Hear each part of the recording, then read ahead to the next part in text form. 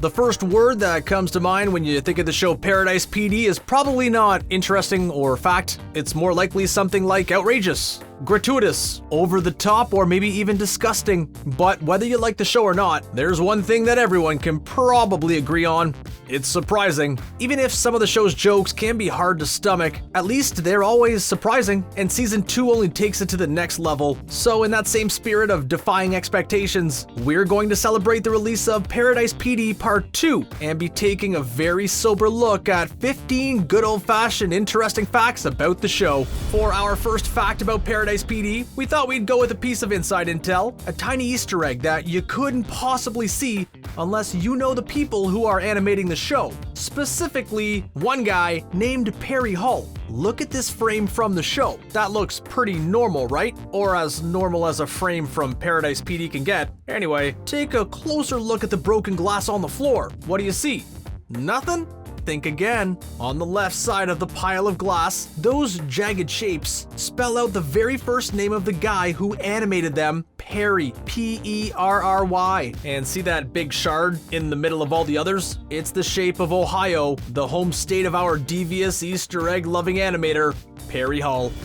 You may not have recognized it, but Roger Black, one of the creators of Paradise PD, is hiding a dark secret. On the surface, he looks like any old guy who'd write a comedy show, a Flash t-shirt, a hoodie, and a little beard. But behind that carefully constructed facade, he's actually Yucko the Clown?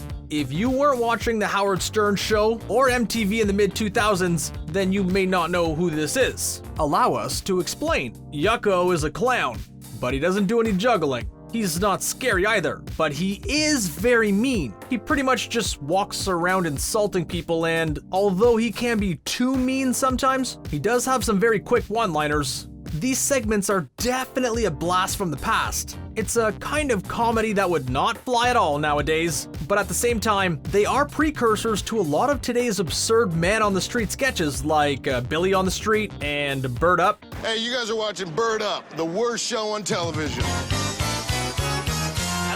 Not only that, but the more you watch them, the more you can start to see the beginnings of the crass humor of Brickleberry and Paradise PD. So now that Roger Black's secret is out in the open, how will he respond? Our guess is that just maybe we can expect a Yucko crossover in the 3rd season of Paradise PD. Hey, I'm walking here!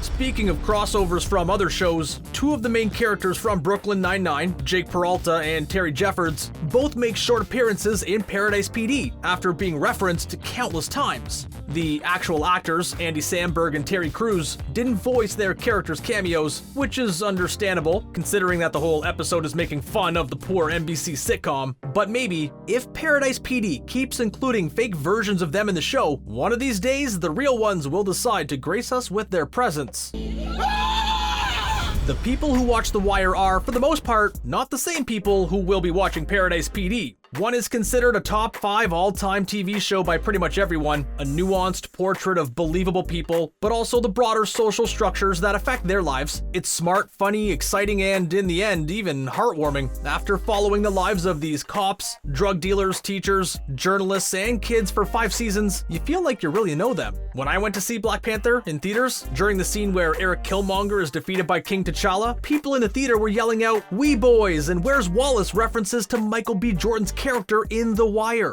The other show, Paradise PD, is different. It's not that it's bad, it's just not quite as serious. It's less about the structures of American society and more about... But this show is nothing if not surprising. Most of the storylines come out of nowhere, and that's fine, because the story's not the point. It's all just a setup for off-the-wall jokes. And one of the strangest, most off-the-wall of these is actually about The Wire. How on earth did they manage to work that in? Well, episode 2 is called Big Ball Energy, and it's named for the episode's guest star, an FBI operative named Agent Clappers. He's so named because he has been endowed, or maybe cursed depending on how you look at it, with a pair of grapes so big that they clap together when he moves. What's really important is his voice. Anyone who's watched The Wire will recognize that halting, gravelly voice, but also the way that they animated him. He's even got a great moment where he comes out and explicitly references the show that made him famous. What do you mean you don't know about The Wire? It was the best show ever. For those of you who are shocked that cool as ice Lieutenant Daniels would stoop this low and appear in a crass adult cartoon, let's take a look back to one of his appearances on the Eric Andre show, of all places. He might just be the only guest on that show to get on Eric Andre's level. Even though he seems serious, Lance Reddick most definitely has a sense of humor.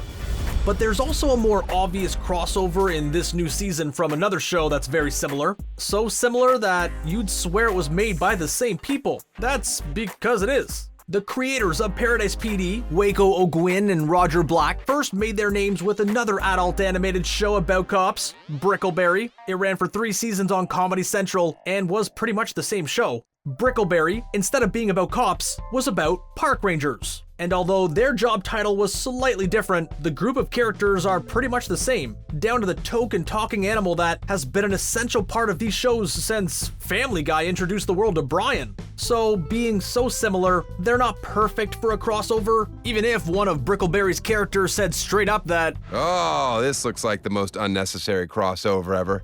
Plus, it just so happens that Head Ranger Woody and Chief Randall Crawford are cousins, so the Rangers welcome them with open arms. This crossover was actually not supposed to happen, but the fans took it into their own hands. Just like the letter writing campaign that saved Star Trek way back in 1968, or the fake letter writing campaign from Better Call Saul, the people who watch both shows convinced the powers that be to do a crossover. But it wasn't letters or a petition that brought these two shows together, which are already pretty much the same anyway. It was actually just a piece of fan art. Part of the reason for the crossover is some fans' mixed feelings about Paradise PD. Although lots of people like the show, some fans of Brickleberry see the police show as a cheap knockoff of the old Comedy Central Park Ranger version, so much so that they even gave it some nicknames: CSI Brickleberry, the Knockoff Edition, and Brickleberry with cops. Whether it's good or bad, it's undeniable that the two shows are strikingly similar. But hey, if it ain't broke, don't fix it. Plus, there have been worse offenders in the history of adult cartoons that have taken imitation as a form of flattery and pushed it to the absolute limit. Family Guy. But Family Guy isn't the only show that's taking notes from The Simpsons. Paradise PD takes aim and makes fun of just about anyone, but usually these metagags don't require audience participation. In episode 3 of season 2, Tucker Carlson appears on TV and incites the action of the episode, decrying protesters in front of a Hooters and calling them feminist terrorists. When Kevin sees, he cautions everyone against reacting because he says Tucker Carlson is spreading sensational misinformation like stories about zombie raccoons and sex-crazed pandas. As he says this, some text pops up on the screen that reads, "Google that blank." We did, and it's true. Tucker Carlson does think there are zombie raccoons on the loose. He's also convinced that pandas are murderous, sexually aggressive monsters. The real panda is a secret stud with a taste for flesh and a fearsome bite. In that same episode, the Paradise Police Department decides to spice things up and get a new uniform, something that will make being a cop look cool, fun, and glamorous. They opt for an all-white look with flames, and they even rename themselves the Men's Force as a not-so-subtle dig at the right-wing media. Although it's a deep cut, this one had to be on purpose. In Portlandia, a more subtle satire than Paradise PD, the police also get a uniform redesign with the idea that it'll make them less intimidating and more fabulous. Needless to say, the chief of police isn't thrilled and the uniforms don't stay, but both Portlandia and Paradise PD are making similar points about masculinity and policing, even if they're each coming at it from very different angles. Reporting for duty. Yeah, let's hit the streets. Most famous actors are impossible to miss. They have their faces plastered everywhere, on movie posters, watch ads, perfume ads, and magazine covers. But Grey Griffin, one of the most prolific and iconic actors of our time, can walk down the street pretty much unnoticed. That's because she works almost exclusively as a voice actor. Go to bed, you twerps. She's had roles in video games like Catwoman in Arkham Knight. She's played some iconic characters in TV cartoons like Vicky from Fairly Odd Parents, as well as playing the AI starship Aya in the Green Lantern TV series. In Paradise PD, she's cast in a similar role, the AI cop car named Carla 9000, who is a little less chill. Now our love can be open and free, and we can start planning our wedding. What do you want to do tonight, Kevin? Shoot a baby into me? But the casting gags don't stop there. For Cedric Yarbrough, who plays Fitz, this is not his first rodeo. He's had lots of roles, especially as a voice actor. But what's most important is that it's not his first time playing a cop in an incompetent police force. He already did. Oh, yeah, baby! Reno 9/11, the iconic mid-2000s cop show where the action was partially unscripted, had Yarbrough playing Deputy Jones, a cop who was very concerned with the size of fish. So it's not surprising that after all these years of improving outrageous lines on Reno 9/11, that he'd be a perfect fit for the Paradise PD team. Oh, suck it! Suck it!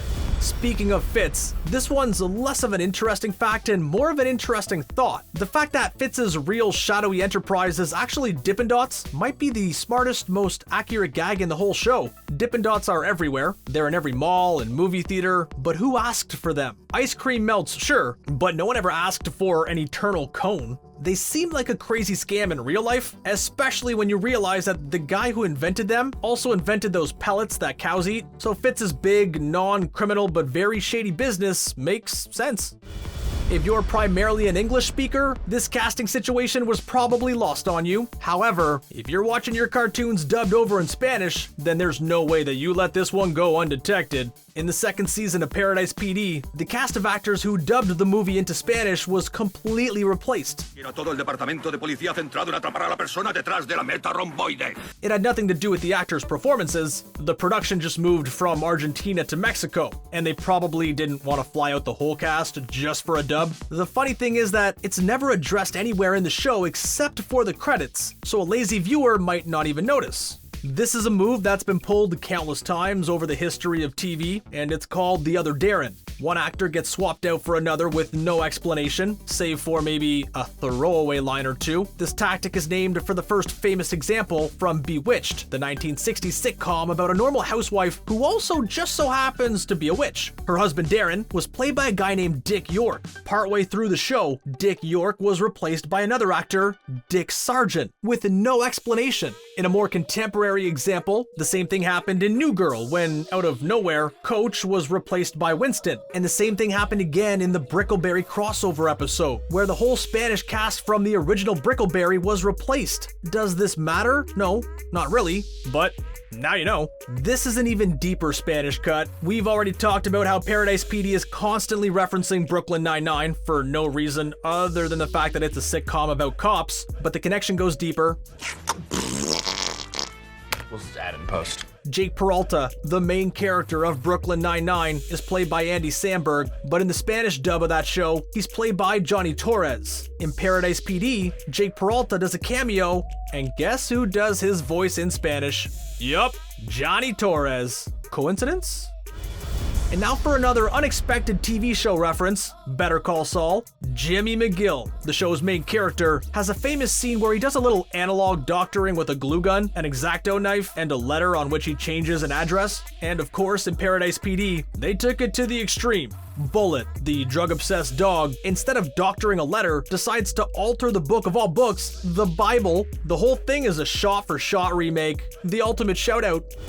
This might be the least expected fact on this whole list, but the second season of Paradise PD starts off with a shout out to none other than John Milton?